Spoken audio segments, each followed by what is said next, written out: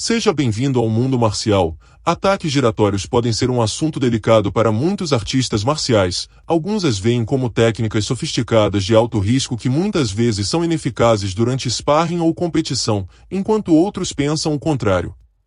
Os dados mostram que as técnicas de giro podem ser eficazes, dada a frequência com que acertam e até finalizam os oponentes quando golpeados. Não há nada de errado em adicionar essas técnicas ao seu arsenal, apenas certifique-se de aprender como executá-las corretamente, pois algumas dessas técnicas deixam você em posições vulneráveis. Mas antes de continuarmos, não se esqueça de inscrever-se no canal e deixar o like e conferir a playlist com temas semelhantes com vídeos como este, cotovelo giratório para trás. O cotovelo giratório é bastante popular entre as artes marciais. A técnica permite girar todo o corpo para gerar força extra para o cotovelo. É uma técnica de curto alcance que exige que você esteja próximo do adversário. Diminua a distância do seu oponente para garantir que você esteja ao alcance do cotovelo. A maneira mais fácil de fazer isso é colocar-se no alcance. Dê um pequeno passo lateral para dentro com a perna dianteira antes de iniciar a rotação. Use o braço livre para proteger o rosto ao girar. Tente não telegrafar sua intenção, pois esta técnica exige que você dê as costas ao oponente, o que pode ser extremamente perigoso. Esteja preparado para seguir com outros golpes ou defender-se imediatamente após o cotovelo. Você também pode enfrentar seu oponente depois para reduzir suas opções ofensivas. Chute para trás. O chute para trás é um golpe poderoso desferido para trás em um oponente, empregando toda a força de sua perna. Ao contrário dos chutes laterais ou circulares, o chute para trás é executado com precisão, visando o oponente com exatidão e força. É um chute comum no Kung Fu, Taekwondo, Karatê e outras formas de artes marciais, enfatizando tanto a defesa quanto o ataque. Esta é uma técnica muito poderosa que muitas vezes resulta em nocaute, quando lançada com precisão. Executar um chute para trás corretamente envolve um conjunto preciso de movimentos, mantendo os quadris retos e voltados para o oponente, em oposição a um chute lateral. Comece com os pés afastados da largura dos ombros, de costas para o oponente ou alvo. Mantenha o corpo ereto e a cabeça reta, garantindo que as costas estejam voltadas para o alvo, alinhando os quadris diretamente.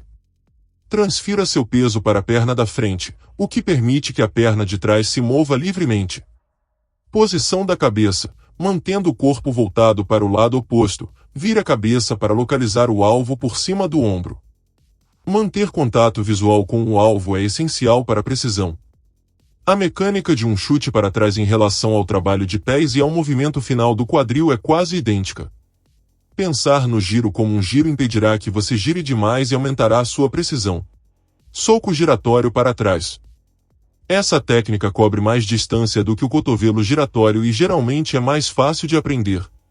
A única diferença entre um punho giratório para trás e um punho em martelo é a parte da mão que é golpeada. Um soco traseiro envolve golpear com as costas da mão, enquanto a forma martelo você usa a parte inferior. Os punhos giratórios para trás são normalmente usados para atingir a mandíbula ou a têmpora do oponente. A chave para fazer seu oponente sentir todo o poder da técnica é girar através dele. Não se contente em apenas tocar nos oponentes com a técnica. Você tem que imaginar sua mão passando pelo alvo. Use técnicas como soco jab e chute frontal, para chegar ao alcance desejado. Dê um passo lateral para dentro com a perna dianteira para não ficar mais na linha central antes de iniciar o giro. Gire o pé dianteiro, girando todo o corpo com você.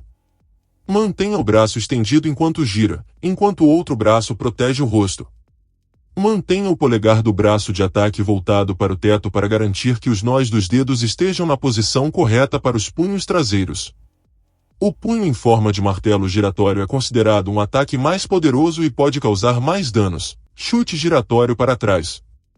O chute giratório para trás é fácil de aprender, mas pode ser difícil de dominar. Pode ser usado para atingir a cabeça. Essa técnica geralmente levam a nocautes quando acertam a cabeça do oponente, mas deixam você em uma posição vulnerável quando erra.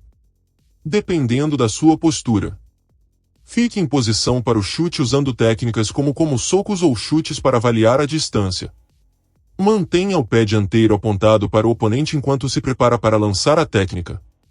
Você quer estar alinhado com a costela do seu oponente antes de iniciar a técnica. Mantenha as mãos próximas ao corpo protegendo-o ao iniciar a técnica.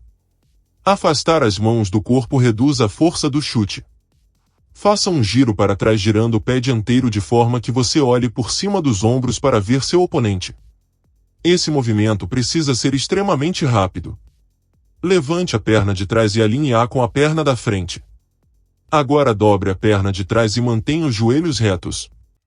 Execute um chute giratório estendendo o pé de trás em direção ao oponente.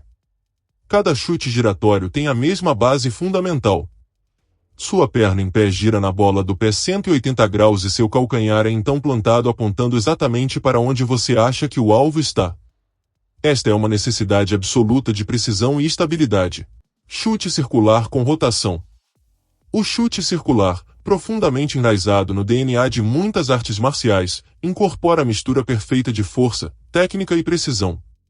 O chute circular com rotação é uma das variações. O giro inicial na bola do pé em pé não é apenas uma virada, é um envolvimento total dos quadris, maximizando a força e o alcance do chute. O ato de puxar o joelho para o alto antes de desferir o chute é essencial, servindo de trampolim tanto para a velocidade quanto para o impacto devastador.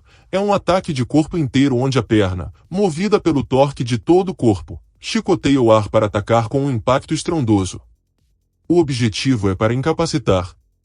Essa técnica de chute utiliza predominantemente a canela, um osso muito mais denso e resistente que o pé, transformando a perna em um verdadeiro taco de beisebol. A rotação completa do quadril.